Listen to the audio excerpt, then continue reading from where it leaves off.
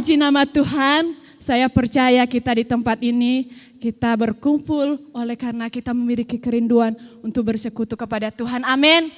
Walaupun kakak skripsi masih lanjut ujian progresnya pada hari ini, tapi itu nomor 2, tapi nomor 1 adalah Tuhan. Amin. Nah, Bapak Ibu Saudara, saya berterima kasih buat Bapak Ibu dosen yang telah memberikan saya kesempatan untuk menyampaikan firman Tuhan atau membagikan kebenaran firman Tuhan buat kita pada kesempatan hari ini. Nah, sesuai dengan tema yang diberikan kepada saya, yaitu aku dan panggilan Allah.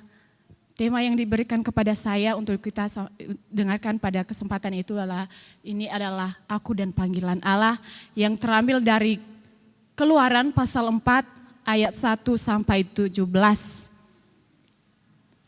Ayat ini yang telah kita baca Bapak Ibu Saudara, ini merupakan percakapan atau dialog antara Tuhan dengan Musa.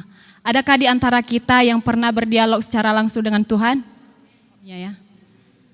Nah, yang pertama-tama kita tahu Bapak Ibu Saudara, siapa itu Musa? Nah, kalau berbicara mengenai Musa, apa yang terlintas di dalam pemikiran saudara? Apakah saudara berpikir, oh, Musa itu bayi yang disembunyikan oleh ibunya dalam keranjang di Sungai Nil? Atau pria yang berbicara dengan Yahweh dekat semak berduri yang menyala-nyala? Atau pria yang menghadap Raja Firaun? Ada banyak terlintas di dalam pemikiran kita Bapak Ibu Saudara ketika berbicara mengenai Musa. Benar? Jika benar demikian berarti kita sudah kenal baik dengan Om Musa ya. Nah, dalam pasal yang keempat yang telah kita baca Bapak Ibu Saudara, ini merupakan lanjutan dari pasal yang ketiga, di mana berbicara mengenai panggilan Musa. Dan di situ kita banyak menemukan alasan-alasan atau respon Musa kepada Tuhan, di mana dia akan menolak panggilan Tuhan. Dan Tuhan selalu menjawab dengan baik. Bahkan dia menyatakan kuasanya lewat setiap mujizat-mujizat yang diadakannya kepada Musa untuk meyakinkan Musa supaya Musa merespon panggilannya untuk pergi ke Mesir. Jadi Bapak Ibu Saudara, kita juga melihat di dalam kisah kehidupan Musa yang bertahap-tahap yang dialaminya, yaitu dia dibuang di Sungai Nil, disembunyikan di dalam keranjang, dan dia juga dibesarkan di dalam kemewahan Mesir oleh putri Firaun. Dan dia juga menggembalakan kambing domba selama 40 tahun di Median, Bapak Ibu Saudara. Jadi ini adalah suatu tahap yang dialami oleh Musa. Dia manusia biasa, tetapi walaupun dia manusia biasa, tapi Tuhan mempunyai rencana di dalam kehidupan Musa. Amin. Padahal kalau kita tahu, Tuhan mengutus Musa bukan di tempat yang asing bagi Musa. Benar? Tuhan mengutus Musa pada saat itu Bapak Ibu Saudara di tempat di mana Musa dibesarkan, yaitu di Mesir. Kalau kita baca lebih lagi di dalam pasal sebelumnya, bahwasanya kita yakin Musa ini dipercaya oleh Tuhan, sudah memiliki dasar untuk diutus di Mesir karena dia sudah dibesarkan dan di Mesir, dan dia sudah tahu gaya hidup orang Mesir, apalagi dia diangkat sebagai anak raja di sana.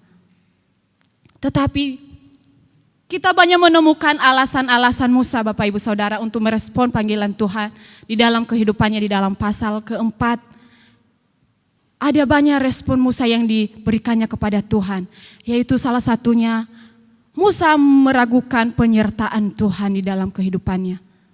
Dia merasa bukan siapa-siapa di dalam Tuhan.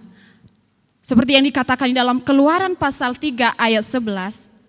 Tetapi Musa berkata kepada Tuhan, siapa aku ini? Maka aku akan menghadap Firaun dan membawa orang Israel keluar dari tanah Mesir. Lanjut pada pasal yang keempat ayat 1 mengatakan, lalu sahut Musa, bagaimana jika mereka tidak percaya kepadaku dan tidak mendengarkan perkataanku, melainkan berkata, Tuhan tidak menampakkan diri kepadamu. Ini adalah suatu pertanyaan yang diberikan oleh Musa kepada Tuhan. Siapa aku ini? Dan bagaimana jika mereka tidak percaya kepadaku? Dia takut ditolak. Bagaimana jika mereka tidak percaya kepadaku? Begitu juga kita sebagai hamba Tuhan dan orang-orang percaya, Bapak Ibu Saudara. Seringkali kita meragukan penyertaan Tuhan dalam kehidupan kita. Benar? Aku ini siapa Tuhan? Aku tidak bisa. Berbicara aja nggak bisa Tuhan. Seperti aku di depan ini, seperti saya di depan ini, saya nggak pede saudara. Bagaimana saya bisa berdiri di depan teman-teman badanku kurus seperti ini? Sering saja kita meragukan penyertaan Tuhan dalam kehidupan kita. Lanjut yang kedua, alasan Musa. Ya Bapak Ibu Saudara, yang dia berikan kepada Tuhan. Musa fokus di dalam kelemahan dirinya. Ya. Dia fokus di dalam kelemahan dirinya. Pasal 4 ayat 10 mengatakan, lalu kata Musa kepada Tuhan, Tuhan, aku ini tidak pandai bicara. Dahulu pun tidak, semenjak engkau berfirman kepada hambamu pun tidak. Sebab aku ini berat mulu dan berat lidah. Ini alasan berikutnya yang diberikan Musa kepada Tuhan Bapak Ibu Saudara. Dia memandang kelemahannya. Dia tidak pandai bicara. Betapa banyak kita hamba-hamba Tuhan seperti itu Bapak Ibu Saudara. Kita selalu berpusat di dalam kelemahan kita. Ya, jelas kita banyak memiliki kelemahan, ya. Kita tidak ada yang sempurna, betul? Betul? Kita tidak ada yang sempurna ya Bapak Ibu. Namun kelemahan ini tidak menjadi alasan bagi kita untuk menolak panggilan Allah. Amin. Kadang juga kita bertanya, Tuhan tahu gak sih kalau aku punya kelemahan banyak? Tuhan tahu kelemahan Bapak Ibu Saudara di tempat ini. Tuhan tahu kelemahan saya. Tapi Tuhan mau lewat kelemahan kita, kita bisa mengerjakan pekerjaan yang luar biasa bagi Tuhan. Amin. Amin Bapak Ibu. Tetapi Tuhan bukan hanya sebatas tahu kelemahan kita, tetapi Dia bisa mengubah kelemahan kita. Amin. Untuk mengerjakan rencana di dalam kehidupan kita. Seperti Musa Bapak Ibu. Dan perlu kita ketahui bahwasanya kita dipanggil oleh Tuhan. Dia tahu persis bahwa kita memiliki kapasitas di dalam hidup kita. Dan kapasitas itu digunakan untuk mengerjakan rencananya Bapak Ibu Saudara. Tetapi kita sering fokus di dalam kelemahan kita. Kita tidak menyadari bahwa ada potensi yang ada di dalam hidup kita. Untuk kita tunjukkan untuk melayani Tuhan Bapak Ibu Saudara. Nah, alasan Musa lagi yang berikutnya Bapak Ibu. Yaitu pengalaman masa lalu. Ya. Di dalam pasal yang kedua ayat 11 sampai 14 ini menceritakan bahwasanya Musa mempunyai masa lalu di mana dia ketika dia sudah dibesarkan di Mesir dan dia melihat ya orang-orang sebangsanya dianiaya oleh orang Mesir dan ketika dia menoleh tidak ada orang, dia langsung membunuh orang itu. Masa lalunya ini mengintimidasinya sehingga ketika Tuhan mengatakan, saya akan mengutus kamu ke Mesir. Oh, pasti Musa berkata, oh Tuhan, kau utus aku di Mesir, kau suruh aku pulang. Bagaimana nanti aku dipegal kepalaku oleh Firaun? Padahal Tuhan gak tahu kalau aku itu lari dari Mesir ke Midian karena aku sudah membunuh. Begitu juga kita Bapak Ibu Saudara. Kita sering diintimidasi oleh masa lalu kita untuk memenuhi panggilan kita kepada Tuhan. Aku ini tidak bisa Tuhan, aku tidak sanggup lagi. Kalau dosen kita menyuruh kita pulang kampung, tidak mau. Kenapa? Karena trauma dengan orang-orang di kampung kita. Contohnya saya Bapak Ibu Saudara, saya trauma dengan orang-orang Nias. Apalagi kalau saya diutus di kampung saya sendiri, saya trauma. Mereka bilang kepada saya nanti, kami duluan makan garam daripada kamu. Jadi masa lalu kita sering mengintimidasi kita Bapak Ibu Saudara. Amin. Maka mari kita melayani Tuhan sesuai dengan kemampuan atau kepercayaan yang telah diberikan kepada kita. Tak usah trauma dengan masa lalu, tetapi kita berdamai dengan masa lalu kita. Amin. Masa lalu kita tidak berkuasa lagi bagi kita. Amin. Musa dipanggil oleh Tuhan lewat semak duri yang menyala-nyala. Di mana Musa pada saat itu dia sedang mengembalakan kambing domba. Kita di tempat ini dipanggil oleh Tuhan dalam berbagai cara yang berbeda-beda, Bapak Ibu Saudara. Kita dipanggil ada lewat pekerjaan seperti saya. Dipanggil lewat pekerjaan saya. Ada yang dipanggil lewat gembala atau pendeta kita. Ada juga kita yang dipanggil lewat lingkungan kita atau sesama kita. Ada juga kita yang dipanggil memang niat sendiri untuk melayani Tuhan. Mudah-mudahan kita di tempat ini gak ada pelarian semata ya. Tetapi kita dipanggil di tempat ini karena kita memiliki kerinduan untuk dipakai oleh Tuhan. Amin. Saya ingin bersaksi. Kelas 3 SMA, saya bernajar lah ya. Berkomitmen kepada Tuhan. Tuhan, kalau saya tamat SMA, saya ingin merantau Tuhan. Saya gak mau di kampung terus. Saya ingin merantau. Dan saya dengar isu-isu sama bapak saya anak terakhir. Saya nggak diizinkan Bapak Ibu Saudara pergi. Saya doa sama Tuhan, Tuhan kalau bapak saya izinkan saya pergi merantau, hanya 1 tahun Tuhan saya cari uang nanti. Habis itu saya mau sekolah Alkitab, sekolah teologi. Tapi singkat ceritanya Bapak Ibu Saudara, ketika saya tamat SMA saya berbicara sama bapak saya ingin merantau ya Pak. Tapi tidak banyak basa-basi bapak saya, dia izinkan saya.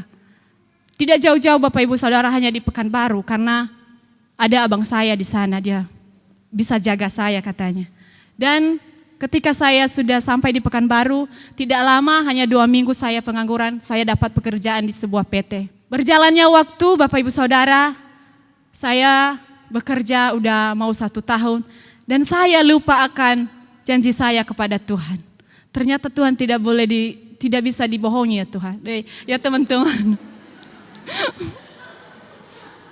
Tuhan mengingatkan saya akan janji saya dengan baik-baik. Lewat gembala sidang saya, Pak Maralim, ada yang tahu, ada yang kenal.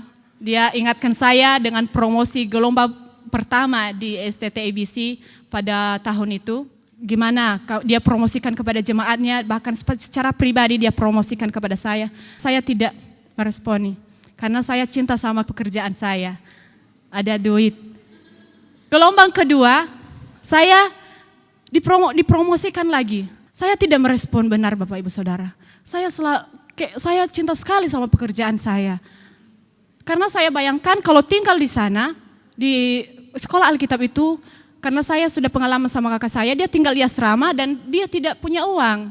Dan pasti bapak saya nanti gak berterima hal itu, kalau dia tahu saya pergi. Dan 2 minggu setelah itu Bapak Ibu Saudara, PT di mana saya kerja ditutup. Benar loh. Ditutup dan sehingga kami karyawan dirumahkan. Kami tidak tahu sebagai karyawan apa permasalahan di PT itu sehingga pokoknya ditutup. Kami diperbolehkan untuk mencari pekerjaan di tempat yang lain. Bapak Ibu Saudara, teman-teman saya kasih lamaran, aku juga ikut-ikutan kasih lamaran di tempat yang lain. Dan mereka dipanggil, aku gak pernah dipanggil sampai sekarang. Ketawa. Saya nggak dipanggil sampai sekarang, padahal nomor saya yang sampai sekarang nomor saya itu nggak dipanggil saya. Kemudian udah berapa bulan saya nggak ada uang, ya saya tidak dipanggil-panggil. Saya sakit jadinya Bapak Ibu mikir-mikir pekerjaan saya, karena bapak saya nelpon saya, gimana pekerjaanmu? Baik-baik saja, aku bilang. Baik-baik saya karena dia marah kalau saya nggak kerja. Nah, habis itu Bapak Ibu Saudara, saya sharing kepada gembala saya dan ibu gembala saya. Dan mereka konseling saya bahwasanya mungkin kamu pernah janji sama Tuhan. Ya baru saya sadar, iya saya sudah janji sama Tuhan. Kalau hanya 1 tahun saya nganggur, saya mau sekolah Alkitab. Iya Tuhan itu memang gak boleh bohongi. Kamu harus tepati. Jadi Bapak Ibu Saudara, disitulah saya sadar. Ya panggilan saya mesti saya diapain Tuhan dulu baru saya sadar. Jadi Bapak Ibu Saudara, yang menjadi pertanyaan kita, kenapa sih yang belum siap ini dipanggil oleh Tuhan? Apakah tidak ada orang yang hebat di luar sana yang dipanggil Tuhan? Banyak saudara, yang ganteng, yang cantik, yang pandai bernyanyi, yang pandai musik, banyak di luar sana. Tuhan ingin memakai siapa saja dalam menggenapi rencananya di dalam hidup kita. Tetapi tergantung kita bagaimana respon kita. apakah mau atau tidak, ya. Atau kita rindukah untuk dipakai oleh Tuhan. Kita di tempat ini ya Bapak Ibu Saudara sudah dipanggil oleh Tuhan. Kita harus percaya dan tidak ada kata untuk mengatakan saya tidak bisa. Karena kita tahu siapa yang dipilih pasti diperlengkapi. Amin. Kita harus merespon panggilan Tuhan. Siapa yang dipilih pasti akan diperlengkapi. Ya. Daud Bapak Ibu Saudara dipanggil oleh Tuhan. Tuhan memperlengkapi Daud. Kita di tempat ini dipilih oleh Tuhan bukan hanya sebatas memilih atau sebatas menetapkan kita. Tetapi kita di tempat ini diperlengkapi dengan Roh Kudus. Amin. Kalau Musa diperlengkapi dengan tongkat waktu itu. Tapi kita di tempat ini diperlengkapi dengan kuasa Roh Kudus. Sehingga kita bisa menjadi pelayan-pelayan Tuhan yang luar biasa Bapak Ibu Saudara. Nah yang kedua, Tuhan akan bertanggung jawab atas diri kita. Ya, Tuhan bertanggung jawab atas diri kita. Tuhan tidak hanya sebatas memperlengkapi kita atau bertanggung jawab dengan kebutuhan rohani kita. Tetapi Tuhan juga bertanggung jawab atas kebutuhan jasmani kita. Amin. Elia disuruh oleh Tuhan tinggal bersembunyi di tepi sungai Kerit di sebelah timur sungai Yordan Bapak Ibu Saudara. Dan minum dengan air, minum dengan sungai itu.